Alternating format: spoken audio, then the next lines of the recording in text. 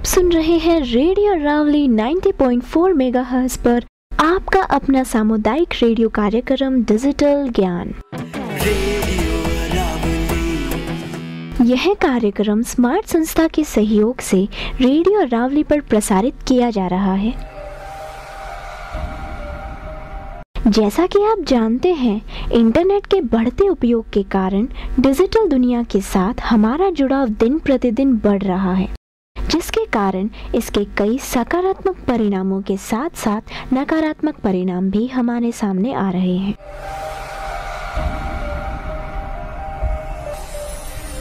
जैसे कि ऑनलाइन धोखाधड़ी, ट्रोलिंग, प्राइवेसी का उल्लंघन आदि। इसीलिए हम आपके लिए लेकर आए हैं डिजिटल साक्षरता से जुड़ा यह खास कार्यक्रम, जिसका नाम है डिजिटल ज्ञान, जिसका मकसद है आपको डिजिटल दुनिया से जुड़ी महत्वपूर्ण जानकारी देने के साथ साथ डिजिटली सशक्त बनाना, ताकि आप डिजिटल प्लेटफॉर्म का सुरक्षित और सही इस्तेमाल करने से जुड़ी अहम बातें जानकर एक अच्छे डिजिटल नागरिक बन सकें। इसीलिए हम आज के कार्यक्रम में सबसे पहले जानेंगे कि डिजिटल नागरिकता क्या है। इसी में सबसे पहले हम नागरिकता को समझते हैं। समुदाय के किसी भी व्यक्ति का जिम्मेदारी पूर्वक व्यवहार नागरिकता है। अगर हम आम भाषा में समझें तो जहाँ भी हम रह रहे हैं उसी जगह की जानकारी, वहाँ के लोगों के बारे में जानकारी, इतिहास की जानकारी और वहाँ के कानून की जानकारी ही नागरिकता है। डिजिटल नागरिकता भी बहुत हद तक इसी के समान है। अपने डिजिटल समुदाय की पूरी जानकारी रखते हुए उचित व्यवहार करना डिजिटल नागरिकता है, क्योंकि डिजिटल प्लेटफॉर्म का उपयोग करते वक्त नागरिकों द्वारा अपनाई जाने वाली गतिविधियां और इसके उपयोग के तरीके डिजिटल प्लेटफॉर्म के कंटेंट और उससे जुड़ी लोगों को प्रभावित करते हैं। जिस तरह से किसी भी देश या राज्य का नागरिक होने के नाते हमारे कुछ अधिकार और जिम्मेदारियां होती हैं, वैसे ही ऑनलाइन सोशल प्लेटफॉर्म का उपयोग करते वक्त भी हमारे कुछ अधिकार और जिम्मेदारियां हैं। तो आइए जानते हैं सबसे पहले डिजिटल सिटीजन होने के नाते हमारे क्या अधिकार हैं। डिजिटल युग में डिजिटल अधिकार भारतीय संविधान में उल्लेखित हमारे मौलिक अधिकारों के समान ही हैं।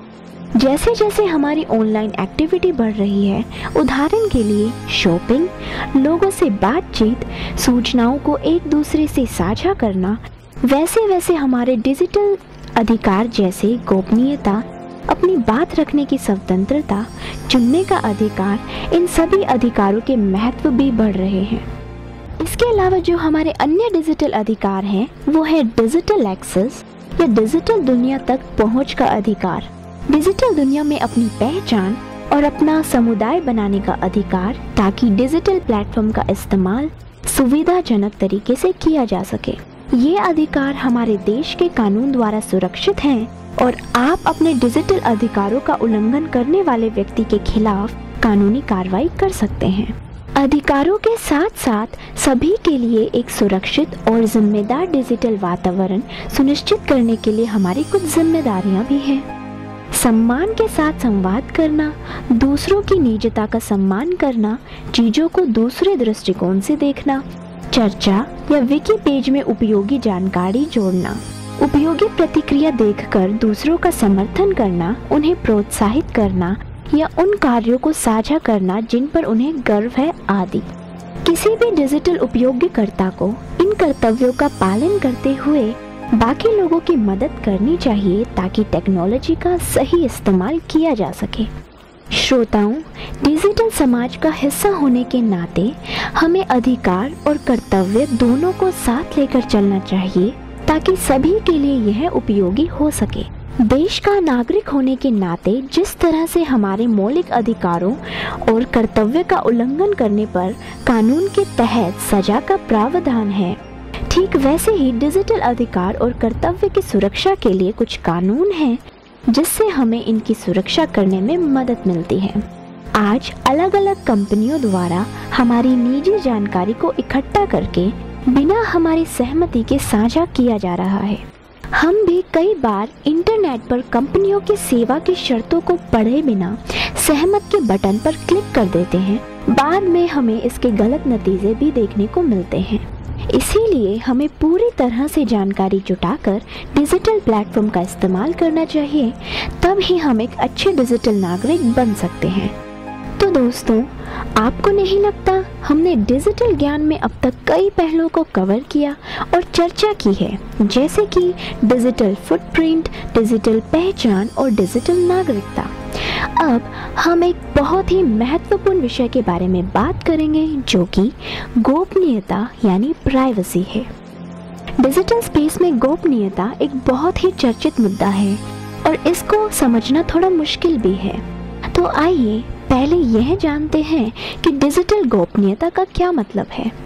सरल शब्दों में डिजिटल गोपनीयता का अर्थ है डिजिटल दुनिया में किसी व्यक्ति की जानकारी की सुरक्षा। हम लोगों को अपने बारे में कितनी जानकारी देते हैं, यह इस बात पर निर्भर होता है कि हम उन्हें कितनी अच्छी तरह से जानते हैं। उदाहरण के लिए, जिन्हें हम पेशेवर रूप से जानते हैं, उनको अक्सर हमारे बारे में बहुत कम निजी जानकारी होती है। हमारे दोस्त हमें अधिक जानते हैं और कुछ बहुत करीबी लोग जैसे परिवार के सदस्य, हमारे साथी या हमारे बहुत प्यारे दोस्त हमारे बारे में बहुत कुछ जानते हैं।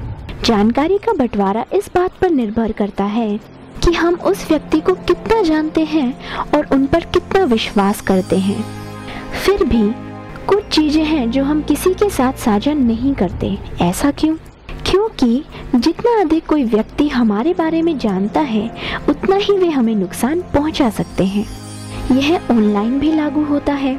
डिजिटल दुनिया में जितने अधिक लोगों के पास आपके बारे में जानकारी होती है, उतना ही वे आपको नुकसान पहुंचा सकते हैं। विशेष रूप से ये याद रखना बहुत ज़रूरी है कि ऑनलाइन बहुत सी जानकारी सार्वजनिक रूप से मौजूद रहती है। इसीलिए डिजिटल स्पेस में आपकी जानकारी और आपके डेटा की सुरक्षा बेहद महत्वपूर्ण है। ऐसे कानून भी हैं जो ऑनलाइन आपकी गोपनीयता की रक्षा करने के लिए आपकी मदद करते हैं। आपकी डिजिटल गोपनीयता दो तरह से काम करती है। एक उस जानकारी की सुरक्षा जिसमें आपने ऑनलाइन साझा किया है और जिसके बारे में आप जानते हैं, जिसे आपने स्वेच्छा से साझा नहीं किया। तो आइए बातचीत की शुरुआत करते हैं पहले टाइप की जानकारी से। ऐसी बहुत सी जानकारी है जो हम सोशल मीडिया वेबसाइट या ऑनलाइन फॉर्म या अन्य डिजिटल स्पेस के माध्यम से ऑनलाइन साझा करते हैं। जब भी हम कुछ जानकारी साझा करते हैं तो हमें हमेशा इस बात का ध्यान रखना चाहिए कि हम ये जानकारी किसके साथ साझा कर रहे हैं। उदाहरण के लिए, यदि आप फेसबुक पर कोई तस्वीर पोस्ट करते हैं तो आप यह नियंत्रित कर सकते हैं कि क्या आप इसे सार्वजनिक रूप से साझा करना चाहते हैं या केवल उन लोगों के साथ जो आपकी मित्र सूची में हैं। या आप कस्टम सूची भी बना सकते हैं जहां आप कुछ लोगों को अपना कंटेंट ब्लॉक कर सकते हैं या चुन सकते हैं कि अपना कंटेंट कुछ ही लोग देखें। इसी तरह इंस्टाग्राम और ट्विटर पर आपके पास अपने अकाउंट को सार्वजनिक या निजी रखने का विकल्प होता है। आपकी अकाउंट सेटिंग यह निर्धारित करती है कि आपके द्वारा साझा की गई सामग्री सार्वजनिक तरीके से उपलब्ध है या क्या यह आपके द्वारा साझा किए गए चयनित लोगों तक ही सीमित है, या क्या यह आपके द्वारा साझा किए गए चयनित लोगों तक ही सीमित है। डिजिटल स्पेस में आपके बारे में सार्वजनिक रूप से किस प्रकार की जानकारी उपलब्ध है, यह जानने के लिए आप गूगल पर जा सकते हैं और अपना पूरा नाम खोज सकते हैं। जो परिणाम सामने आएंगे वे बताएंगे कि अन्य लोग आपके बारे में ऑनलाइन क्या देख सकते हैं। यहाँ तक कि कुछ चयनित लोगों के साथ ऑनलाइन जानकारी साझा करते समय भी हमेशा सचेत रहना चाहिए। आजकल किसी के लिए भी स्क्रीनशॉट लेना और उसे उन लोगों के साथ साझा करना बहुत आसान है जिसके लिए आपने कंटेंट शेयर करने का इरादा नहीं किया था, जिससे आपकी गोपनीयता भंग हो सकती है। इसीलिए यह सलाह दी जाती है कि डिजिटल स्पेस में अनुचित सामग्री को साझा न करें। किसी को भी अपने व्यक्तिगत विवरणों को ऑनलाइन नहीं बताने का बहुत ध्यान रखना चाहिए, क्योंकि यह जानकारी गलत हाथों में होना बहुत हानिकारक हो सकता है। अब तक हमने चर्चा की कि प्रत्येक डिजिटल उपयोगकर्ता को इस बात से सावधान रखने की आवश्यकता है कि आप ऑनलाइन क्या कर रहे हैं और किसके साथ क्या साझा करते हैं। लेकिन कभी कभी हमारे बारे में ऐसी जानकारी भी ऑनलाइन होती है जिसे हम स्वेच्छा से साझा नहीं करते। यह जानकारी उन वेबसाइटों द्वारा एकत्रित की जाती है जो हम विजिट करते हैं और उपयोग करते हैं। उदाहरण के लिए वे हमारे बारे में यह डाटा अर्जित कर सकते हैं कि हम उनकी वेबसाइट पर किस स्थान से जा रहे हैं, हम इसका उपयोग कितने समय से कर रहे हैं, हम वेबसाइट पर किस तरह की गतिविधि कर रहे हैं इत्यादि। कुछ बार यह जानकारी वेबसाइटों द्वारा अपने उद्देश्यों के लिए इकट्ठा की जाती है और निजी रखी जाती है। हालांकि ऐसे कई उदाहरण हैं जब आपके बारे में यह जानकारी किसी अन्य को बेची जा सकती है जो इस जानकारी को एकत्र करता है। यह आपकी गोपनीयता का बहुत गंभीर उल्लंघन है, लेकिन ज्यादातर मामलों में हमें इसके बारे में जानकारी नहीं होती। ऐसी स्थितियों में उन लोगों के खिलाफ कोई कार्रवाई करना अधिक कठिन हो जाता है जो आपकी जानकारी के बिना आपकी जानकारी को लीक या दुरुपयोग कर रहे हैं।